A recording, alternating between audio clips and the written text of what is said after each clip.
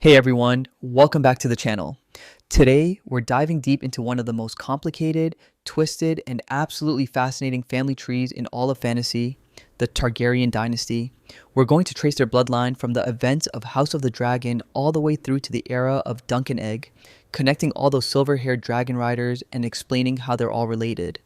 Trust me, by the end of this video, you'll finally understand who's who in this incredibly complex family. So grab your dragon egg, settle in, and let's explore the blood of the dragon. Before we jump into the family tree itself, let's set the stage with some context. The Targaryens weren't originally from Westeros at all. They came from Old Valyria, a mighty empire on the continent of Essos that was known for its dragon lords. The Targaryens were one of 40 dragonlord families in the Valyrian freehold, and they were pretty much at the top of the food chain. But here's where things get interesting. Before the catastrophic event known as the Doom of Valyria, which completely destroyed their homeland, a Targaryen named Enar had a daughter called Daenerys the Dreamer. She literally dreamed about Valyria's destruction before it happened, and thanks to her prophetic vision, the Targaryens packed up their dragons and moved to Dragonstone, a volcanic island off the coast of Westeros. This decision saved them from total annihilation and set the stage for everything that would follow. Now, let's talk about the man who started it all in Westeros. Aegon the Conqueror, also known as Aegon Targaryen. This guy was the real deal. He was the son of Aerion Targaryen and Valena Velaryon, and he had two sister wives because yes, the Targaryens were big on keeping the bloodline pure through incestuous marriages. His wives were Visenya and Rhaenys, and together with their three massive dragons, Balerion, Vhagar, and Meryxes, they conquered and united the seven kingdoms of Westeros. Aegon rode Balerion the Black Dread, the largest and most fearsome dragon ever known. This conquest happened about a century after the doom of Valyria, and it established the Targaryen dynasty that would rule for nearly 300 years. The modern era in Westeros is actually measured from this event, which is why dates are marked as AC, meaning after conquest. From Aegon the Conqueror, we get his two sons. Aenys Y. Targaryen was his son with Rhaenys, and Maegor O. Targaryen, known as Maegor the Cruel, was his son with Visenya. The line of succession went through Aenys, whose son would eventually become King Jaehaerys I. Now, Jaehaerys I is absolutely crucial to understanding the events in House of the Dragon. He's known as the Old King, and he ruled for an incredible 55 years, making him the longest reigning Targaryen monarch. He was married to his sister, Queen Alicent, because again, Targaryen traditions, and together they had many children. Jaehaerys I is actually the king we see in the opening scene of House of the Dragon, where he's very old and has to make a critical decision about succession. Here's where the drama really begins. Jaehaerys had a son named Balon, who was supposed to inherit the throne, but Balon died before his father. Balon had a daughter named Rhaenys Targaryen, who many believe should be the heir since she was the eldest grandchild of the king. However, Balon also had a son named Viserys, and this is where things get controversial. In the Great Council of 101 AC, the lords of Westeros had to decide between Rhaenys and her younger cousin Viserys for the succession. Despite Rhaenys being the daughter of the king's eldest son, the lords chose Viserys simply because he was male. This decision would echo throughout Targaryen history and directly set up the conflict we see in House of the Dragon. Rhaenys became known as the Queen Who Never Was, a title that perfectly captures the tragedy of her situation. So Viserys I becomes the fifth Targaryen king, and this is where House of the Dragon really kicks into gear. Viserys, played brilliantly by Paddy Considine in the show, was known as Viserys the Peaceful. He was a good-natured man who just wanted to carry forward his grandfather Jaehaerys' legacy of peace and prosperity.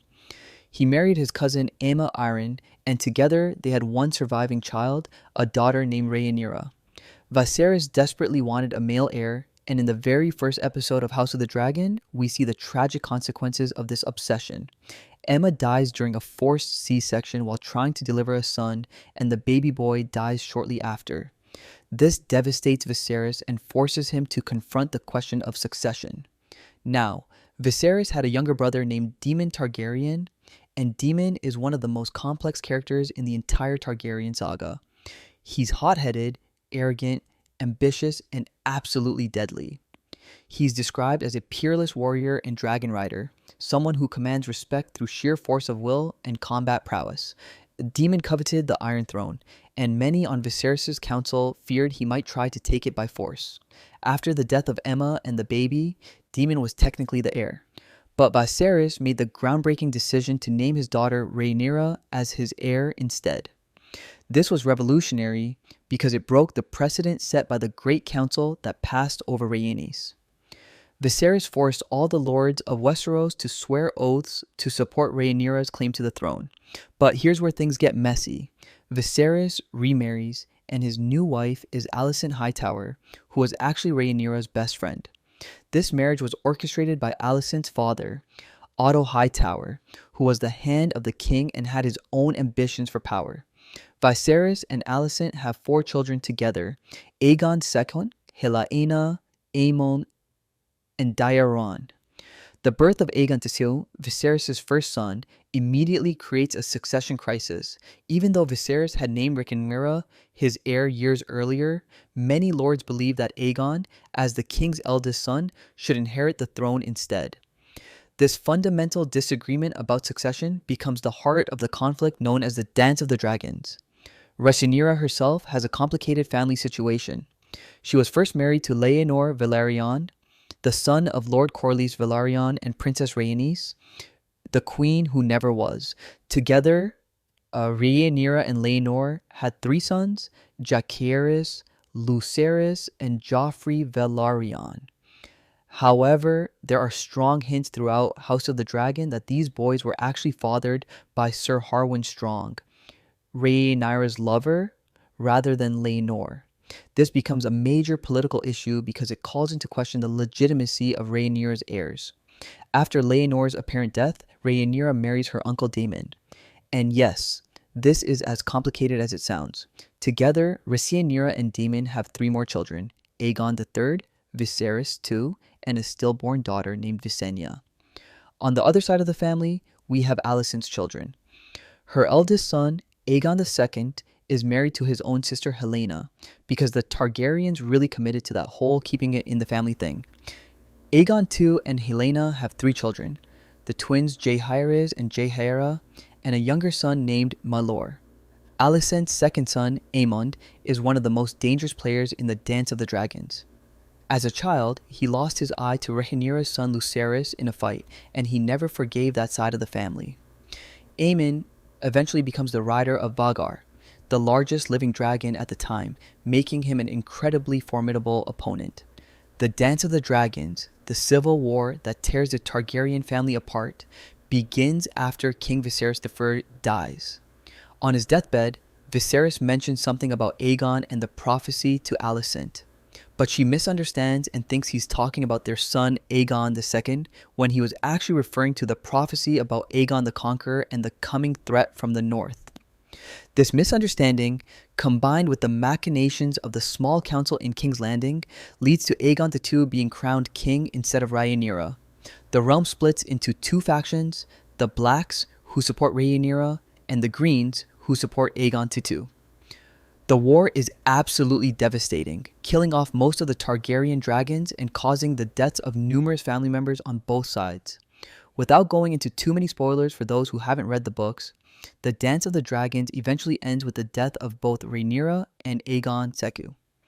The person who ultimately sits on the Iron Throne is Rhaenyra's son with Daemon, Aegon III, who becomes known as Aegon the Dragonbane because the last dragons died during his reign. Aegon III marries Jaehaerys, the daughter of Aegon II and Helaena, in an attempt to unite the warring factions of the family. However, Jaehaerys dies young, and Aegon III remarries and has several children who continue the Targaryen line. Now, this is where we start moving toward the era of Dunk and Egg. The generations following the Dance of the Dragons saw the Targaryen dynasty trying to rebuild after the catastrophic civil war.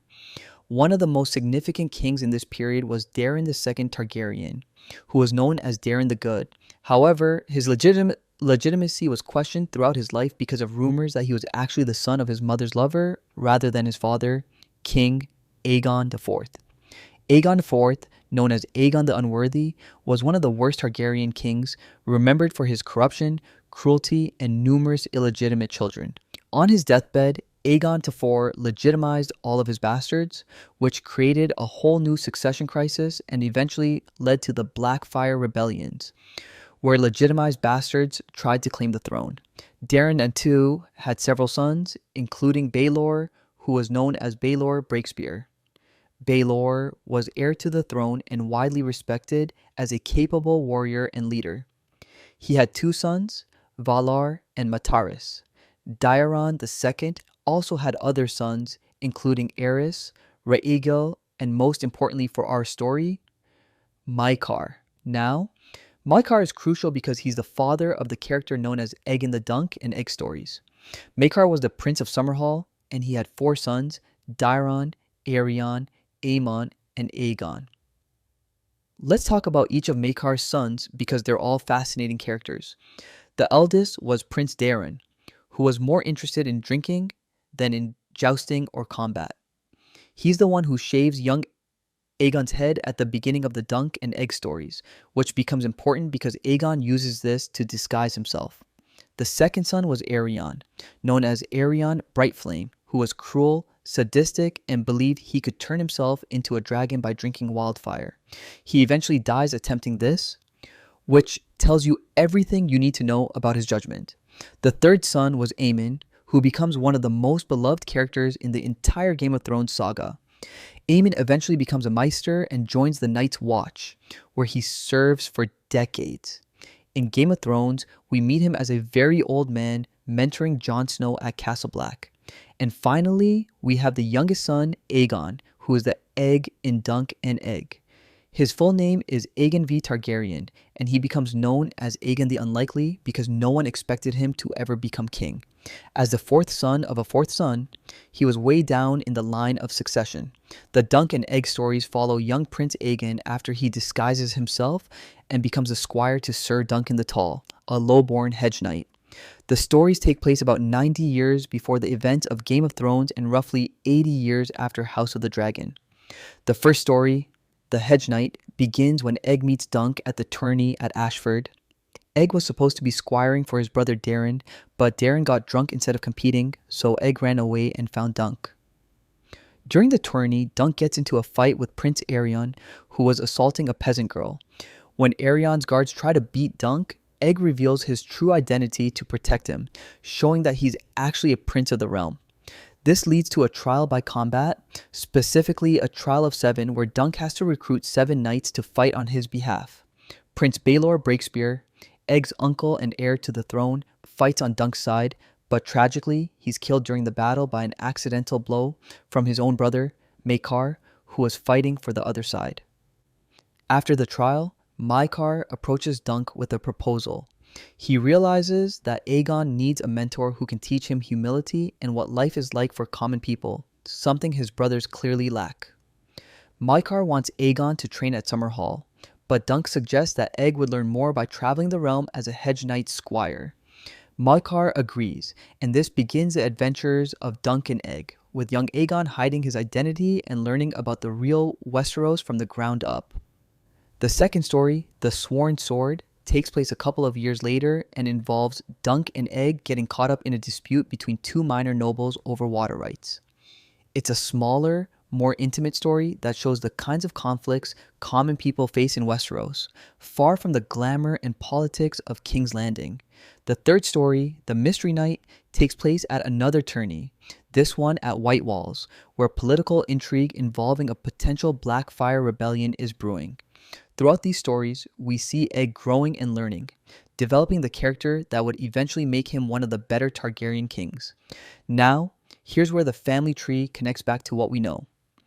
After the events of the Dunk and Egg stories, a series of tragedies eliminates everyone ahead of Aegon in the line of succession. Prince Baelor Breakspear dies at Ashford, as we mentioned. His son Valar and grandson die in a plague. Aerion kills himself drinking wildfire. Daeron dies without legitimate heirs. When King Maekar dies, a great council is called to determine succession. At this point, Maester Aemon, Egg's brother, refuses the throne because he's already dedicated his life to the Citadel and the Night's Watch. This leaves Aegon, the fourth son of Maekar, as the choice, and thus he becomes Aegon V Targaryen, Aegon the Unlikely. Aegon V's reign is known for his attempts to improve the lives of common people, which makes sense given his experiences traveling with Dunk. He understood the struggles of regular folks in a way most kings never could. Duncan the Tall becomes the Lord Commander of his King's Guard, showing the deep bond between them that lasted throughout their lives. Aegon V married a woman named Betha Blackwood, and they had 5 children: Duncan, Jaehaerys, Rhaenyra, Daeron, and Rhaenyra. Through these children, Aegon V's bloodline continues down to the characters we know from Game of Thrones. The most important connection is through his youngest daughter, Rhaenyra, who married into House Baratheon and became the mother of the Baratheon brothers we see in Game of Thrones. But more importantly, for the Targaryen line, Aegon V's children, Jaehaerys and Rhaenyra, married each other. Yes, another sibling marriage, and they had 2 children, Aerys and Rhaenyra. These two also married each other because the prophecy of the prince that was promised convinced their father they needed to continue the bloodline. Aerys eventually becomes King Aerys II, known as the Mad King, who was overthrown in Robert's Rebellion. Aerys and Rhaenyra's children include Rhaegar, the heir who was killed at the Trident, Viserys, who was killed in Game of Thrones Season 1, and Daenerys, our mother of dragons. Aegon V himself dies in a tragedy at Summerhall, the same palace where he was raised. He was obsessed with bringing dragons back to the world, and at Summerhall, he attempted some kind of ritual involving dragon eggs and wildfire. The attempt goes catastrophically wrong, causing a massive fire that kills Aegon V, his eldest son Duncan the Small, and Duncan the Tall, along with many others. The only good thing to come from this tragedy is that on the same night, during the fire, Rhaenyra gives birth to Rhaegar Targaryen, creating this poetic connection between death and rebirth, destruction and hope. So let's trace the complete line from House of the Dragon to Game of Thrones. We start with King Jaehaerys A and his choice of Viserys I over Rhaenys. Viserys I has 2 families, one with Aemma, producing Rhaenyra, and one with Alicent, producing Aegon II and his siblings. The Dance of the Dragons destroys most of the family, but Rhaenyra's son Aegon III survives and continues the line. Several generations later, we get to King Daeron II, whose son Maekar eventually becomes king. Maekar's youngest son Aegon, our Egg, surprisingly inherits the throne as Aegon V. His grandson Aerys II becomes the Mad King, and Aerys' children include Rhaegar, whose son Jon Snow is revealed to be a Targaryen heir, and Daenerys, who attempts to reclaim the throne before being killed by Jon. Throughout this entire family tree, we see several recurring themes. First, the Targaryen practice of incestuous marriage, which they believed kept the bloodline pure and maintained their special connection to dragons. Brother-sister marriages, uncle-niece marriages, and cousin marriages were all common, creating this incredibly tangled family tree where everyone is related to everyone else in multiple ways. Second, we see the question of succession constantly causing conflict. The choice of male heirs over female heirs, legitimate children versus bastards, and the question of who has the strongest claim. These issues repeatedly tear the family apart. The Dance of the Dragons, the Blackfyre rebellions, and even the succession of Aegon V all stem from these disputes. Third, we see the gradual decline of the house. At the height of their power during Jaehaerys' wise reign, the Targaryens had numerous dragons and seemed invincible. The Dance of the Dragons kills most of the dragons, and by Aegon III's reign, they're all gone. By the time of Dunk and Egg, the Targaryens still hold power, but without their dragons, they're increasingly vulnerable. The attempts to bring dragons back, from Aegon V's tragedy at Summerhall to Daenerys finally succeeding in Game of Thrones, show this desperate desire to reclaim lost glory. Finally, we see how prophecy and dreams influence Targaryen decisions. It all starts with Daenerys the Dreamer saving the family from the doom. Aegon, the Conqueror, supposedly united Westeros because of a prophetic dream about the threat from the north, what we know as the White Walkers. This prophecy, called the Song of Ice and Fire, gets passed down from king to heir. Though not everyone takes it seriously, it influences Aegon V's disastrous experiment at Summerhall and eventually connects to Jon Snow's role in fighting the Night King in Game of Thrones. The Targaryen family tree is ultimately a story of glory and tragedy, of incredible power and devastating loss. From the conqueror who united the Seven Kingdoms to the last Targaryens in exile, from the dragon riders of House of the Dragon to the humble adventures of Dunk and Egg, this family shaped Westeros in profound ways. Understanding their family connections, their conflicts, and their legacy is essential to truly appreciating the depth of George R.R. Martin's world. What makes the Targaryens so compelling is that they're not simply good or evil. We see noble kings like Jaehaerys and Aegon V who genuinely try to rule well. We see complex figures like Daemon and Rhaenyra whose ambitions and passions led to both heroic and terrible actions. We see mad kings like Maekar and Aerys II whose cruelty destroyed lives. And we see how the same family could produce both the Mother of Dragons who liberated slaves and the Mad King who burned people alive for entertainment. The journey from House of the Dragon through Dunk and Egg to Game of Thrones spans nearly 3 centuries of Westerosi history, but the themes remain consistent. Questions of power and legitimacy, the cost of ambition, the importance of wisdom and compassion in leadership, and the devastating consequences of family conflict, these echo through every generation. The Targaryen words, fire and blood, perfectly capture their nature, simultaneously representing their power and dragon heritage, and the violence and destruction that so often followed them. For fans trying to understand how all these characters connect, remember that House of the Dragon shows us the Targaryens at their height and their most divided. The Dance of the Dragons nearly destroys them, killing off most claimants and all the dragons. The Dunk and Egg era shows us a more humble time, where a young prince learns lessons about humanity and leadership while disguised as a commoner. And Game of Thrones shows us the final chapter, where the last Targaryens either die or choose exile, ending 3 centuries of dragon rule in Westeros. The upcoming series, A Knight of the Seven Kingdoms, will bring the Dunk and Egg stories to life on screen, giving us another piece of this massive family puzzle. Seeing young Aegon learning to be a better man through his adventures with Duncan the Tall will provide crucial context for understanding how an unlikely 4th son became one of the more beloved Targaryen kings. It will also show us the world between the high fantasy of dragon-filled House of the Dragon and the more grounded political Game of Thrones. So there you have it, the complete Targaryen family tree from House of the Dragon through Dunk and Egg all the way to Game of Thrones. From Aegon the Conqueror to Daenerys Stormborn, from Rhaenyra's fight for her throne to Egg's humble education, this family's story is one of the richest and most complex in all of fantasy literature. Whether you're watching House of the Dragon, looking forward to A Knight of the Seven Kingdoms, or rewatching Game of Thrones, understanding these connections makes every character's journey more meaningful and every conflict more tragic. Thanks so much for watching, and if you found this helpful, please hit that subscribe button and let me know in the comments which Targaryen character is your favorite. Fire and blood!